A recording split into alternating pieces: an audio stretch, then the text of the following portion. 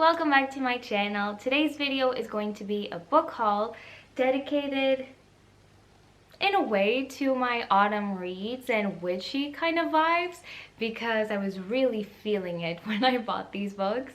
So you will see what I mean when I start showing them, and let's get immediately into it.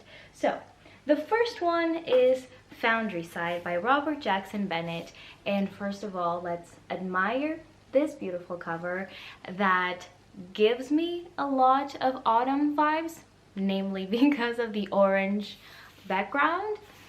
But this is one of those fantasy books that has been on my radar for years, and I don't really know too much about this other than we have kind of a heist situation. I think our main character has to steal something and things are not exactly what they seem. I don't really know that much about it. I know some people who I really trust, their reviews, who have read this and loved it, rated it really highly. This is the first in a trilogy. I think the last book came out or comes out this year, so it's perfect for me to get into this, and if I enjoy it I can buy and read the other books. Also, look at the floppiness of this book. Look at it. I love this. This is my favorite type of floppiness. Moving right along, I'm going to stack them here. I think if I move this, there. So, continuing on with the fantasy, but this one feels more magical. We have Daughter of the Moon Goddess by Su Lin Ten, and this is, I think, yes, book one of a duology. I have been meaning to read this one and I have heard very good things about it. We have a warrior main character. I think I know she is the daughter of the Moon Goddess, but I don't know if that makes her a princess of some kind or if she has some special title to her. But I know that we have this love triangle. I know that we have our main character trying to rescue her mother. I think the Moon Goddess has been either cast away or imprisoned, or something has happened to her mother. She needs to save her in some regard. This gives me very much that reading by the fireplace and magical world, forget everything else kind of book. So I'm excited about this one as well. Then we have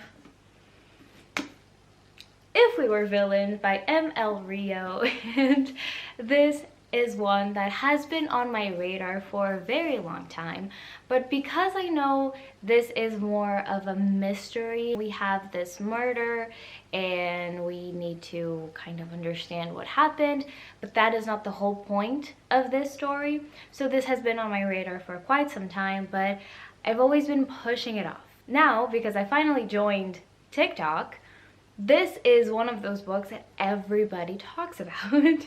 And so I decided to bite the bullet and just buy it, read it, see what I think for myself. So we have this group of friends, 7 friends.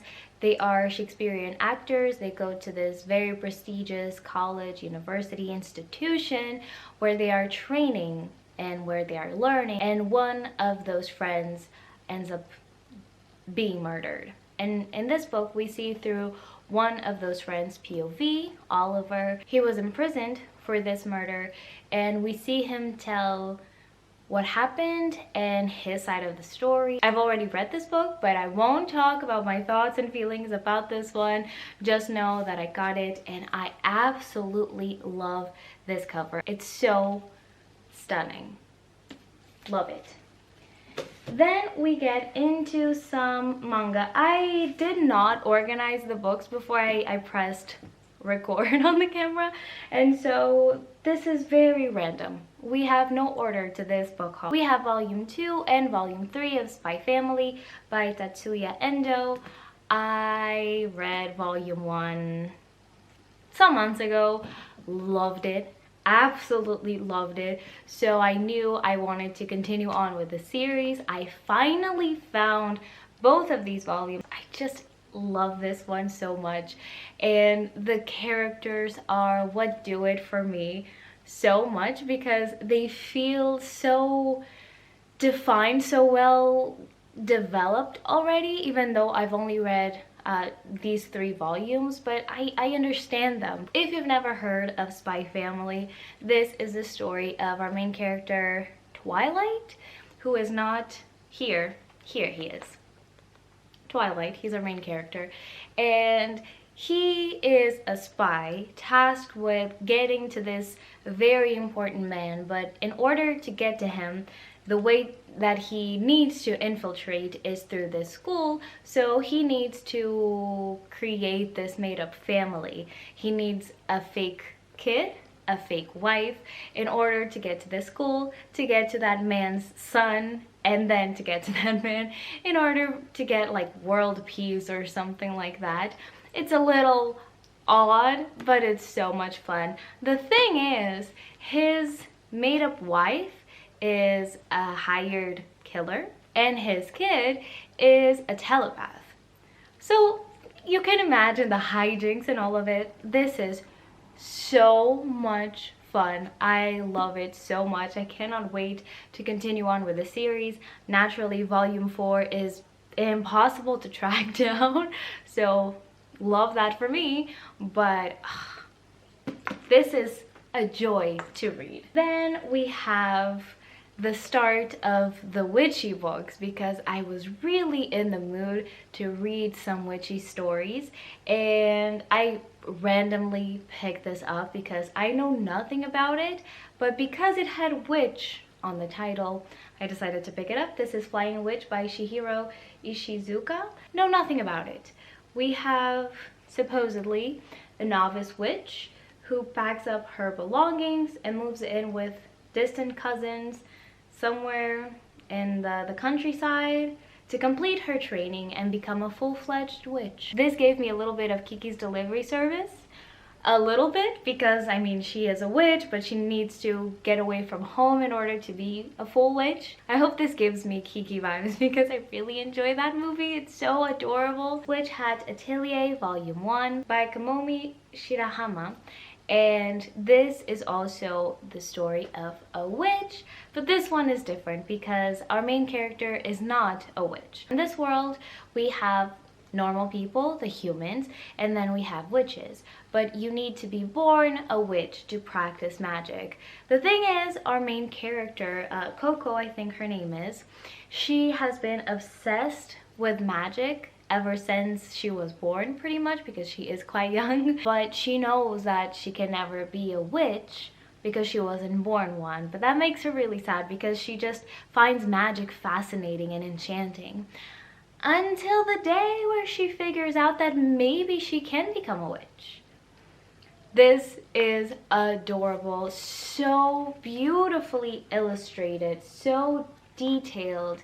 We have another fantasy, The Name of the Wind by Patrick Rothfuss, another book that I have been meaning to read for years. Everybody I know who has read this book has loved it, raves about it, and so to me this was really a matter of time of when will I get to it. This is the first one in a trilogy, but much like George R.R. Martin, the last book is not out. I know it has a title, but I don't know if the last book is coming soon or not. This, if you don't know, is the story of Kvothe, and he is this almost mythical person at this point in this world. So in this book, we see him tell his story. We begin with hearing a lot of myths, and then we see him explain his whole life. If you enjoy a slow burn kind of story, this is very much the vibe because you follow him through childhood, adolescence, adulthood. You will see everything. Then we have another witchy kind of Halloween-y book.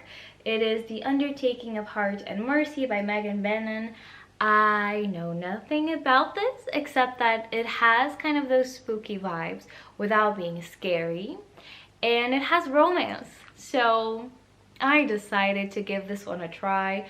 I have heard kind of mixed reviews on it. I will go into this with like medium expectations, but at the same time still kind of excited to see for myself what this is all about. It's exactly the kind of vibe that I'm hoping to read during the autumn months. In that vibe, another witchy book. This one I am so excited to read because people rave about it. They are saying that this is such a cozy story, such a hopeful tale, and sign me up. I am so here for it. Also, could you imagine a more adorable witchy cover? This is perfection. This is The Very Secret Society of Irregular Witches by Sango Mandana. I don't really need to know too much about this book apart from those stellar reviews, but we have this witch. She goes to this house to help this man take care of his kids. I know that she goes to this house to do a certain job that is very specific to her, and she is a witch. I'm not sure if witches are known in this world, if people know that there is magic. I don't know. I will definitely be filming a reading vlog for this because I just imagine this being the cozy book of the season. Up next, we have True Biz by Sarah Novick. Once again, love this cover. Stunning cover. And ask me if I know what this is about. No, I have no idea. The reviews are positive, and I knew at some point what this was about. I knew that I was excited, but I don't really know more. So I will take the blurb by Celeste Ng, who I love.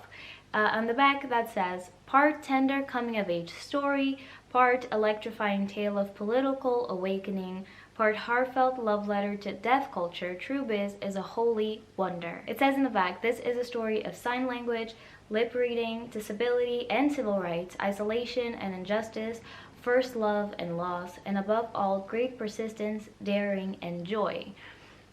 I'm excited. I feel like this will have some very interesting things to say, especially when it comes to the deaf community. Up next, we have How Do You Live by Genzaburo Yoshino. I'm sorry if I'm mispronouncing it.